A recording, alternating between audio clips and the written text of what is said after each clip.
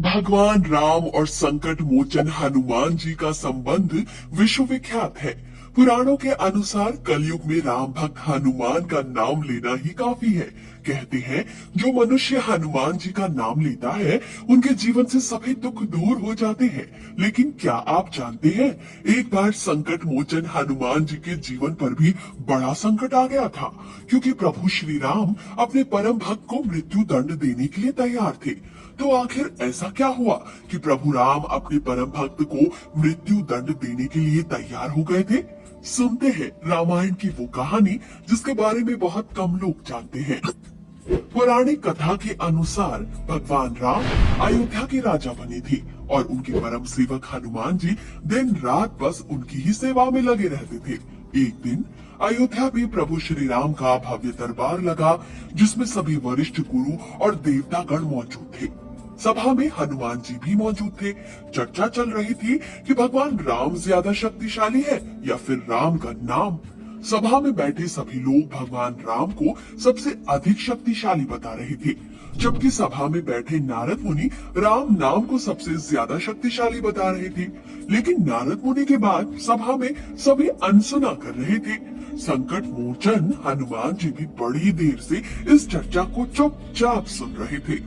कुछ ही देर में सभा खत्म हुई और बजरंग बली सभी विद्वानों मुनिजनों को नमस्कार करने के लिए उठे।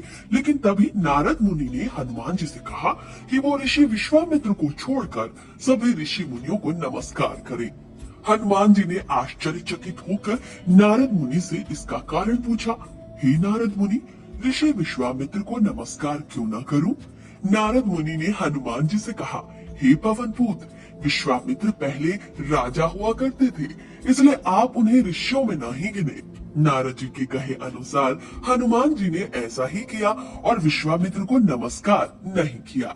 सभा में बैठे विश्वामित्र को हनुमान जी का ऐसा व्यवहार अपमानजनक लगा और वो इस बात के लिए बहुत क्रोधित हो गए। उन्होंने क्रोधित होकर भगवान राम से कहा कि इस गलती के लिए हनुमान को मृत्यु दंड की सजा दीजिए। भगवान श्री राम हनुमान जी से बहुत प्रेम करते थे, लेकिन अपने गुरु विश्वामित्र की बात भी टाल नहीं सकते थे। बड़ी दुविधा थी, लेकिन आखिरकार उन्होंने अपने परम भक्त हनुमान को मृत्यु दंड देने का निश्चय कर ही लिया। हनुमान जी तुरंत नारद मुनि से इस संकट का समाधान पूछने जा पहुंचे। नारद मुनि ने कहा, आप बस राम नाम का जाप करते रहे। हनुमान जी ने नारद मुनि के कहे अनुसार ऐसा ही किया। भगवान राम के आने से पहले ही हनुमान जी राम नाम का जाप करने लगे। यहाँ जैसे ही श्री राम ने हनुमान जी को देखा, उन्होंने उन पर अपना धनुष बाण तान दिया। भगवान राम ने हनुमान जी पर तीर साधा, लेकिन राम नाम की धुन के चमत्कार की वजह से भगवान राम के तीर हनुमान जी का बाल भी बांका न कर पा रहे थे। भगवान राम ने जब ये देखा तो उन्होंने ब्रह्मांड के सबसे शक्तिशाली शस्त्र ब्रह्मास्त्र निकाला, लेकिन राम नाम के प्रभाव के कारण हनुमान पर ब्रह्मास्त्र का भी कोई असर नहीं हुआ। लेकिन ब्रह्मास्त्र के प्रभाव से पृथ्वी पर संकट के बादल नजर आने लगे। ये देख नारद मुनि ऋषि विश्वामित्र के पास गए और उन्होंने ऋषि विश्वामित्र से भगवान राम को वचन मुक्त और हनुमान जी को क्षमा करने की प्रार्थना की। तब जाकर विश्वामित्र ने भगवान राम को वचन मुक्त किया और हनुमान जी को माफ कर दिया।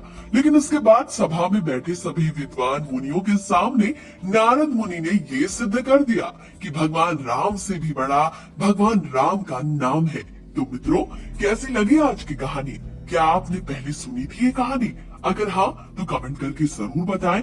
साथ ही कमेंट में जय श्री राम और हनुमान जी की जय अवश्य लिखें। और हाँ, अगर वीडियो पसंद आया है तो इस ज्ञान को अपने तक सीमित न रखें।